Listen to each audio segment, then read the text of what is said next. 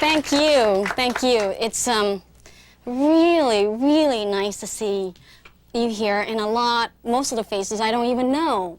I was expecting to have a quiet evening reading with a friend. In February, a ceremony commemorating the publication of an autobiography was held in the storefront of a bookstore in Washington, D.C. I'm so thankful that you all came in to show your support.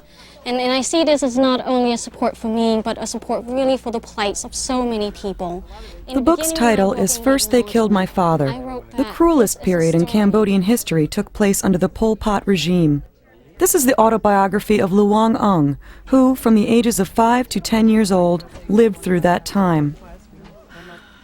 This is the first time that a survivor of the Pol Pot era has published the story of her own experience, garnering widespread attention. Thank you. Thank you.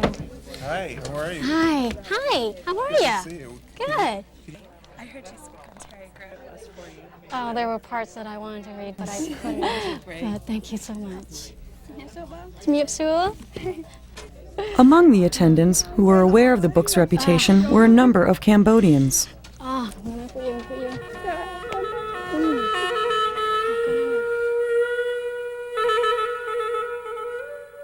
A memory I can never forget.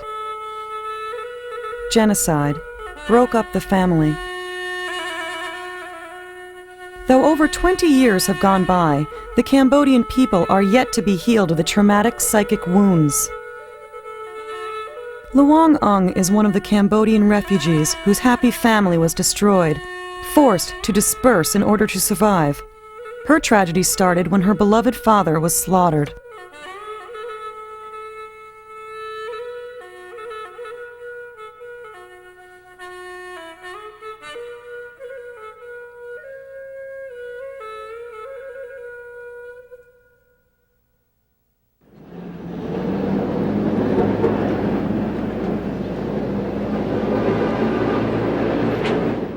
Loung Ung, 29 years old, escaped from a Cambodia devastated by Pol Pot's regime 20 years ago. Luang now lives in Washington, D.C., in America.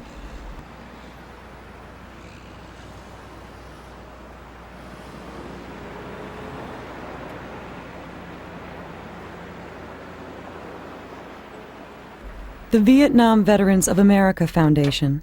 This is where Luang now works. How are you? Okay, fine. Nice.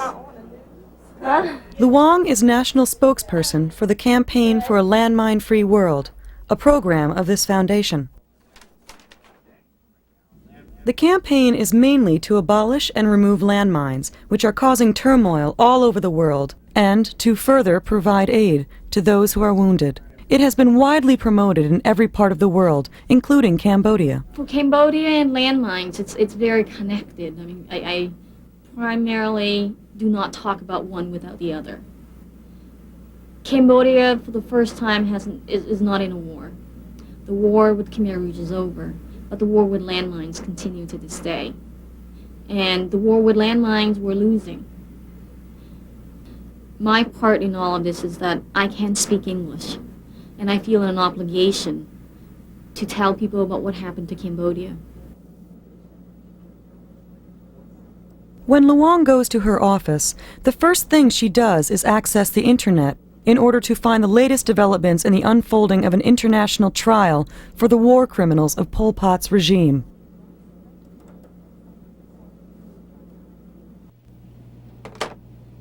The Vietnam Veterans of America Foundation, where Luang works, was founded in 1980 through the urging of Robert Mueller. The foundation provides the funds and technical assistance to help those who have been involved in national or international conflicts rehabilitate in society.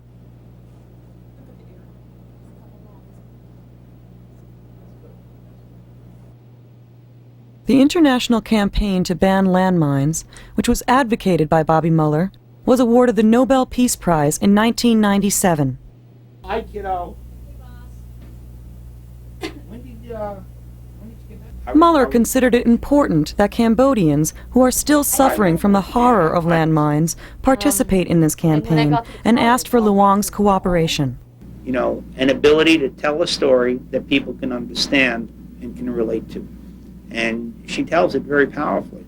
So, as somebody who has been trying to promote an awareness in the United States about Cambodia for a lot of years, and knowing how you get glazed eyes when you talk about it, you know, and people just don't get it, you know, using her as a communicator and as a vehicle to tell the story, that's what her job is.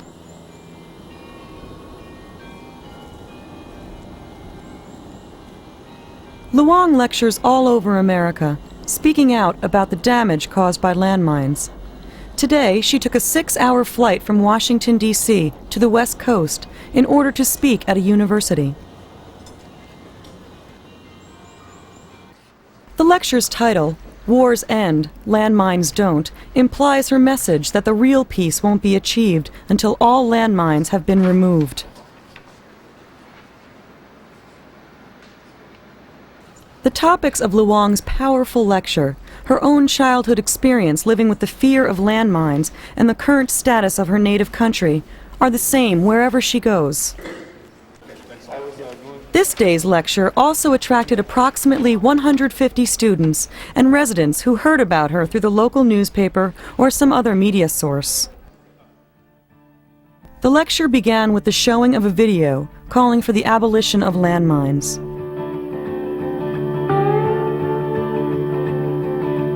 Every 15 minutes somewhere, in a burned out village somewhere, there'll be a flash against the sky.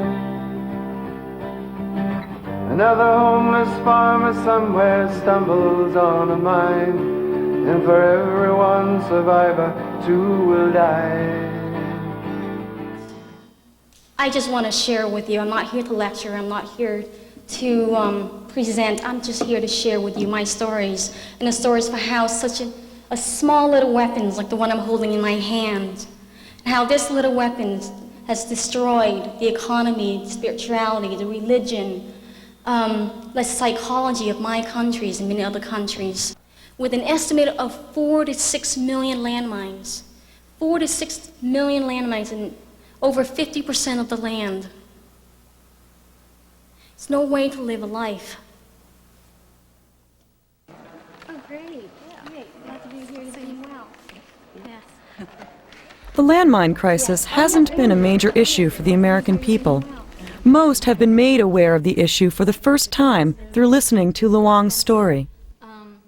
And as bacteria, you know, they've only... Well, I didn't realize that landmines were so big of an issue in other countries, and they were killing so many little children. And it's just, it's real sad to see that our government's not really doing anything about it. It was 3 years ago when Luang decided to publish a memoir of her sad experience in Cambodia.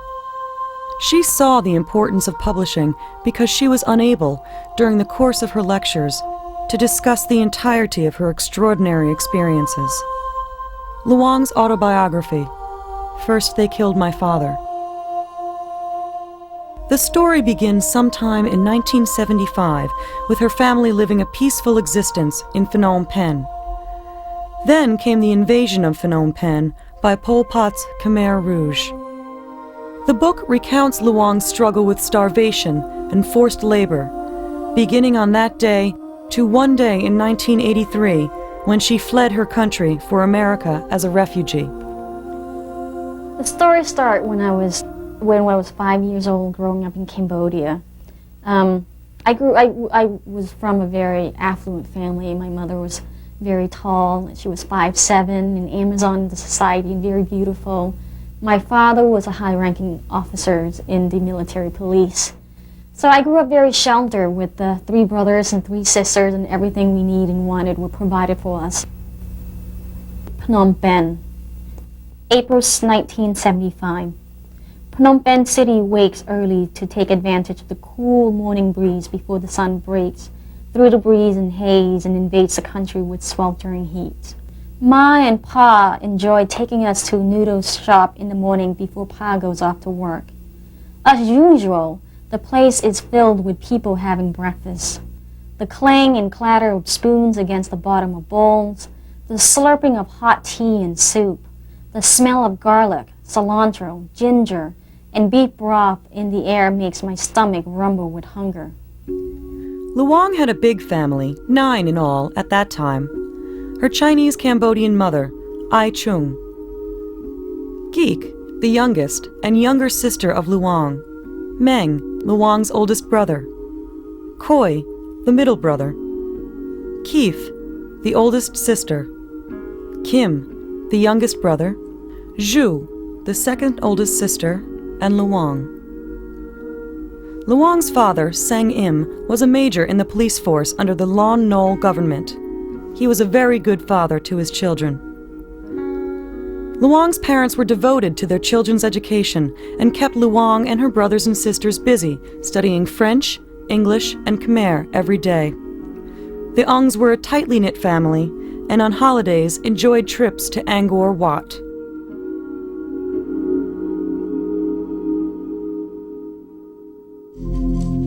April 17, 1975. Pol Pot's Khmer Rouge army overthrew the Lon Nol government and stormed into Phnom Penh. With as much clothing, food, and pots and pans as was possible to carry, Luang's family was forced out with another 2 million citizens, all chaotically trying to escape.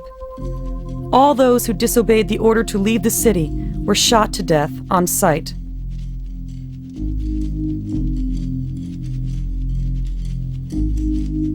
Phnom Penh, where Luang was born and raised,